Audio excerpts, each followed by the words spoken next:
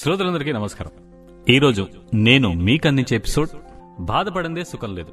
ఇది ఎందుకన్నానంటే, ఏళ్ల తరబడి మన మైండ్లో పెరిగిపోయిన డిసప్పాయింట్మెంట్లు అనుకోండి, వైఫల్యాలు అనుకోండి, నెగిటివ్ ఎమోషన్లు ఇలా తెలియకుండానే మన మైండ్లో ఒక భాగం అయిపోతాయండి. ఈరోజు మనలో చాలా మంది బాధపడందే సుఖంగా ఉండరు. తినడానికి తిండున్నా, ఉండడానికి మంచి ఇల్లున్నా, మంచి కారున్నా, మంచి ఉద్యోగం ఉన్నా, డబ్బున్నా, బ్యాంక్ బ్యాలెన్స్లున్నా, క్రెడిట్ కార్డులున్నా, ఒక అందమైన భార్య ఉన్నా, అందమైన భర్త ఉన్నా, మంచి పిల్లలున్నా సరే ఈ క్షణానికి అంతా హ్యాపీగా ఉన్నా కూడా ఏదో గుర్తు తెచ్చుకుని బాధపడిపోతూ ఉంటారు చాలా మంది. అసలు దీన్ని ఆలోచించగా చించగా అనిపిస్తూ ఉంటుందంటే దీనికి అసలైన కారణం మనలో పెరిగిపోయిన అసంతృప్తి. ఈ క్షణం పడిన బాధ తర్వాత క్షణం మర్చిపోతే ఏ గొడవ లేదండి. కానీ ఈ అయిపోయిన బాధంతా ఈ జీవితాంతం వెంటాడుతూనే ఉంటుంది.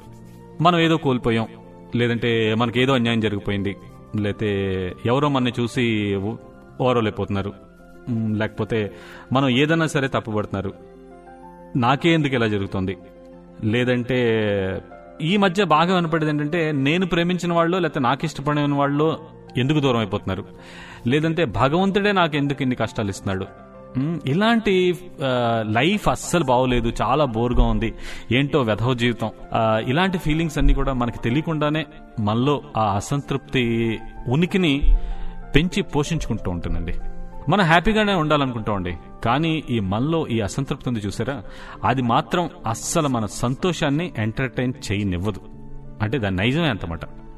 అంటే మన లైఫ్ అంతా కూడా నాశనం అయిపోయిందన్న భ్రాంతిని ఎప్పుడు కలిగిస్తూ ఈ జీవితాంతం ఆ అసంతృప్తి ఆ చెక్కు చెదరకుండా ఉండేలా అది రగిలించుకుంటూ ఉంటుందండి. అందుకే మనం ఎంత ప్రయత్నించినా సరే బాధల్లోనే ఉంటాం, కష్టాల్లోనే ఉండవు, ఈ డిసప్పాయింట్లతోనే బతికేస్తూ ఉంటాం. ఈ క్షణం హ్యాపీగా ఉన్నా సరే నిన్నటిది ఏదో తలుచుకుని నిన్నటి బాధో లేకపోతే నిన్నటి గాయమో లేకపోతే వాళ్ళేదో అన్నారు వీళ్ళేదో అన్నారు ఇలాంటివి ఏవో తలుచుకుని, లేదంటే రేపటి భయాన్ని గుర్తు చేసుకుని మళ్ళీ మనందరం కూడా ఇన్సెక్యూర్డ్ ముసుగులో దూరిపోతూ ఉంటాం.